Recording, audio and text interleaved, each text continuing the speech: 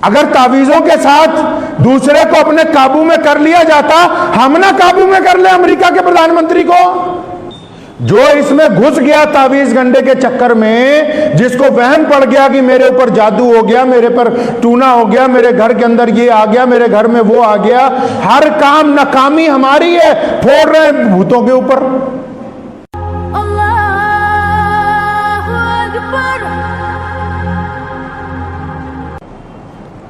कुरान पाक का नजूल तावीज लिखने के लिए तो नहीं किया गया। अल्लामा नबवी रहमतुल्लाह अलैह फरमाते हैं कि गर्चे अगर जायज भी हो तावीज पहनना लिखना, फरमाते हैं अव्वलीन ईमान का दर्जा यह है कि बंदा उसको अपने गले में किसी कीमत पर ना लटकाए और मुकम्मल तवक्कल अल्लाह की जात के ऊपर तवज्जो कर दे अपनी। कैसे नफरत का कारोबार चल रहा है जी? लोगों के दिल कमजोर हैं हमारे मुल्क में। मैं आपको अपना एक छोटा सा वाकया सुनाता हूं। हम लोग कहीं गए, हमारे एक दोस्त हैं, उनकी नई कोठी बनी थी, उसका इफ्तिताह था, दावत रखी थी उन्होंने। अब उस कोठी में जब दावत वावत से फारिग होके बाहर निकले तो मैं और मुस्तकीम भाई इकट्ठे ही थे। तो सामने वाली जो कोठी वाले थे उनको पता लगा कि शाह इमाम साहब के बेटे आए हुए हैं और इस कोठी में आज दावत इफ्तिताह है। तो वो जो गैर मुस्लिम थे, मियाँ बीवी, वो उसके पास आए कि हजरत को बोलें कि 2 मिनट के लिए हमारे घर भी आ जाएं। अब चलिए जी, पड़ोसी हैं, उनके घर भी चले गए। माशाल्लाह बड़ा खूबसूरत घर बना हुआ था। अब बैठे, हमने उन्हें कहा कुछ खाएंगे पिएंगे नहीं, उन्होंने कहा फिर भी आप थोड़ा सा जूस ले लें। तो आप यकीन माने कि हम उनकी बैठक में बैठे और बहुत मालदार लोग, बैठक बड़ी खूबसूरत बनी हुई थी जिसको ड्राइंग रूम बोलते हैं आप। अब उसकी जो सीलिंग थी बड़ी प्यारी, अच्छी लगी मुझे, तो मैं बड़े ध्यान से उसे देखने लगा कि खूबसूरत चीज़ है और ये कैसे बनाई गई। मेरा अंदाज़ा था भी इनसे मालूम करूं भी क्या लगाया है इसमें, भी इतनी खूबसूरत है, इसका डिज़ाइन बहुत अच्छा है। मैं अभी 2 मिनट उसको देखा तो उनके घर की जो बड़ी खातून थी वो सामने आके हाथ जोड़ के खड़ी हो गई कि आप सच सच बताओ मियाँ जी क्या नज़र आ गया है, बताओ, हमारे घर में तो साया ही बड़ा ज़बरदस्त है। अब जो वहमी लोग होते हैं ना, जब वो ये हरकत शुरू करते हैं, यहीं से कारोबार शुरू हो जाता है। अब ये जो डुप्लीकेट शिकारी है जिसने कपड़े जो है पहन रखे सूफियों वाले, कहने लगा हाँ जी नजर आया तोड़े घर तो साया ही बड़ा भारा है।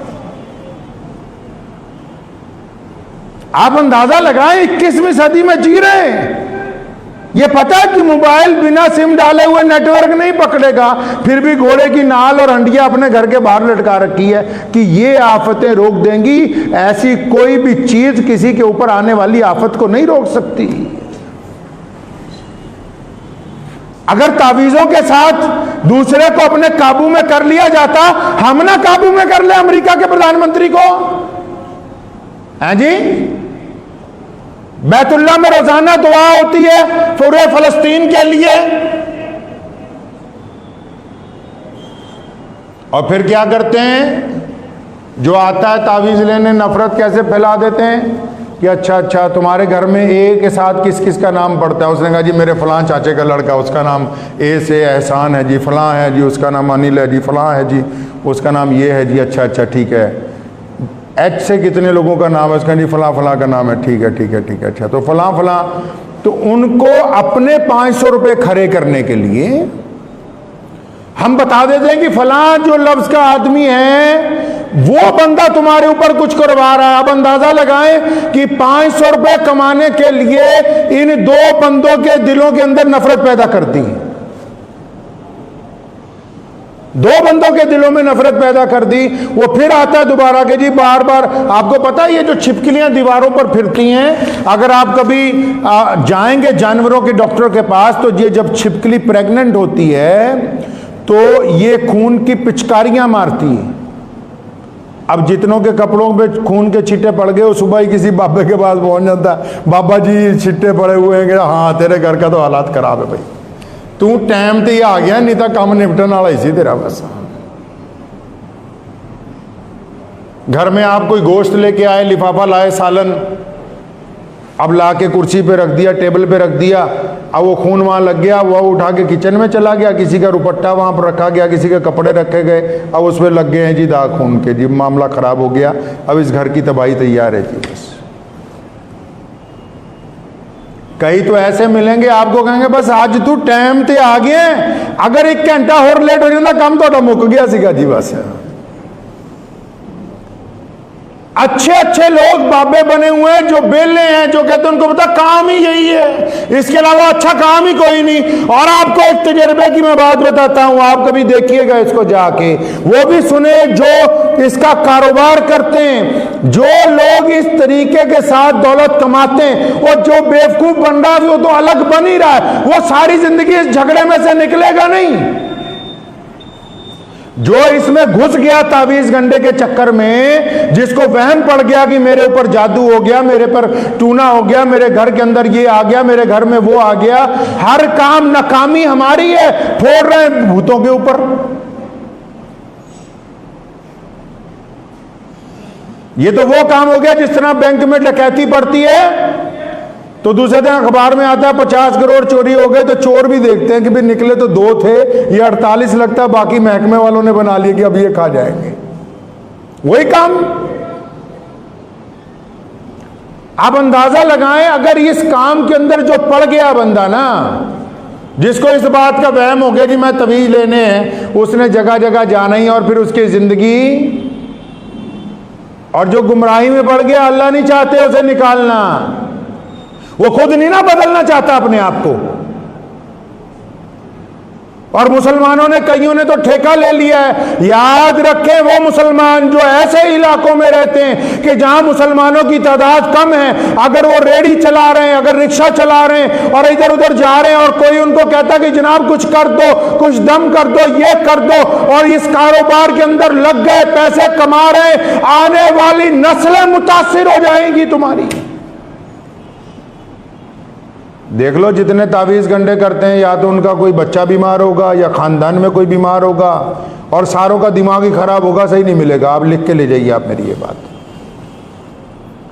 जो बंदा पैसे कमा रहा है ना इससे, उसकी बात कर रहा हूं, ले देने वाले की तो बात ही बताऊंगा आपको क्या होगा उसका।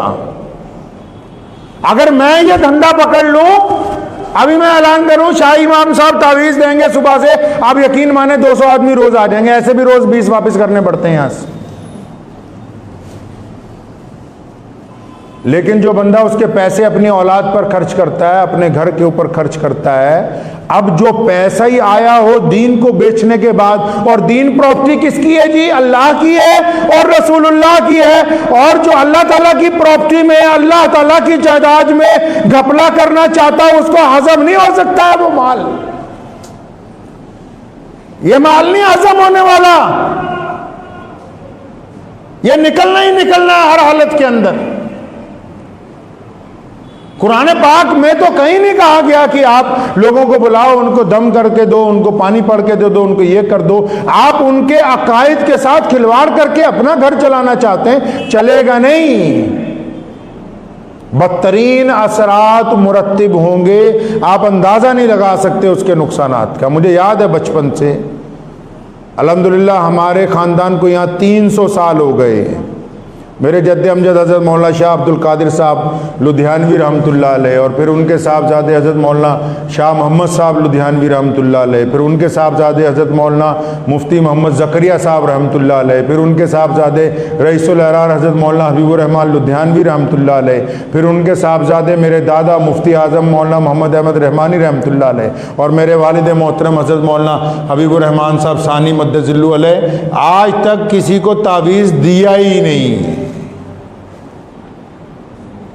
और मस्जिद में बैठ के आप यही भूल गए कि करना क्या है, यहां आपको बिठाया क्यों है। और लोग भी तो ऐसे ही है ना, पेट्रोल पंप पे जाके कहते हैं कि जनाब 1 किलो चावल दे दो, मिल जाएंगे। कपड़े की दुकान पर जाओ और मिट्टी का तेल मांगो, मिल जाएगा। लोग अपना सवाल भूल गए हैं। मस्जिद में आते हैं कि हमारा कारोबार नहीं चल रहा, मस्जिद में आके तो आपको यह पूछना है कि हमारा अल्लाह के साथ ताल्लुक नहीं बन रहा। मस्जिद में आ रहे हो कि जी फलां घर में काम खराब हो गया, फलां घर में, मस्जिद में के तो आके आपको इमाम को ये पूछना है कि हमारा और अल्लाह का ताल्लुक नहीं बन रहा। हम नमाज पढ़ते हैं, हमारा दिल नहीं लगता, हम नमाज पढ़ते हैं, हमारा जहन कहीं और होता है, हमारा किरदार अच्छा नहीं हो रहा, जो अल्लाह ताला से गुफ्तगू हो जाए। आपने सवाल ही बदल दिया, और जब सवाल बदला, जवाब देने वाला भी ईमानदारी से भटक गया। वो कहता ठीक है, तुझे ऐसा सवाल लेके आया है, 500 रुपये रख गले के अंदर, तुझे अभी जवाब बढ़िया से बना के दे रहे हो। मुझे याद है मैं छोटा था, अब्बू जान के पास बैठा हुआ था यहाँ, तो एक साहब आए सुबह सुबह, 500 रुपया मुसाफिर की था, हजरत जी अब्बा का इंतकाल हो गया, दुआ करवा दें। तो अब्बू जान ने 500 रुपये उसे वापस पकड़ाए, फरमाया बेटा दुआ नहीं बिकती है। ये जो हमने नफरत फैलाने का तरीका ईजाद किया है ना, सिर्फ मुसलमानों में नहीं है, ये जितने मजहब हैं उनके अंदर जो ढोंगी लोग हैं। किसी ने कहा ना, नीम हकीम खतरा जान, नीम मुल्ला खतरा ईमान। मैं अकाल तख्त के जत्थेदार साहब से मिला तो मैंने उनको एक दिन ये बात कही, मैंने कहा इसके ऊपर काम करने की जरूरत है तमाम मजहबों के बड़े लोगों को, कि जो लोग इबादत गाहों के अंदर बैठे, क्या उनकी तालीम बहुत बेहतरीन है और तालीम के साथ क्या उनका किरदार बहुत अच्छा है, क्या जैसा उनका दिल है वैसी उनकी जुबान है, क्या जैसा उनका पहनावा वैसा ही उनका दिल है, तब तो वो इंसानों के लिए अच्छे हैं। लेकिन अगर नीम हकीम लोगों के लिए खतरा है, तो इसी तरह नीम मुल्ला भी लोगों के लिए खतरा है, अब चाहे वो किसी भी मजहब के साथ ताल्लुक रखता हो।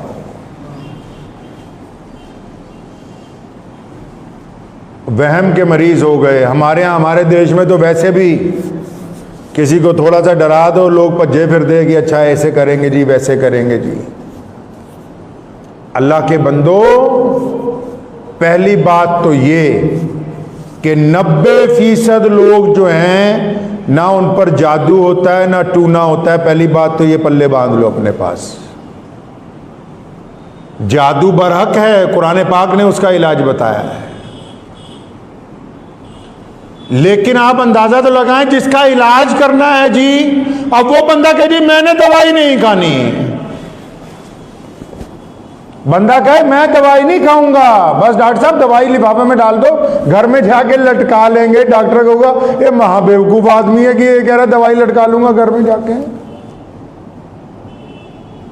पहली बात तो ये कि जो लोग तावीज गंडे के चक्कर में पड़ गए ना मेरे भाई, वो अपने आप को भी परेशान कर रहे हैं, अपने घर वालों को भी परेशान कर रहे हैं। वहम का मर्ज उनको हो गया है। गुस्ताखी की माफ़ी के साथ कहता हूँ, घरों में 60-70% तो ऐसे रहने वाले हैं, मर्द हो या औरतां हो, अद्धियां नूं तां डुप्लीकेट जिन चढ़ जाता, वो कहता घर दे काम ही ना दसन मैनू, वो कहता घर वाले काम ही ना बताएं, बाबे नजर आने लग पे है जी। एक साहब मिले जी, मैं शेख फरीद साहब आते, अल्लाह अकबर, आप अंदाजा लगाओ जो बंदा ये दावा करता हो कि मेरे में आ जाते हैं बाबा जी, और बाबा जो अल्लाह का वली हो, क्या उसको ये नहीं पता कि ये नापाक आदमी इसमें आएगा कैसे? और जो अल्लाह के पास लौट गया उसने कब आना है?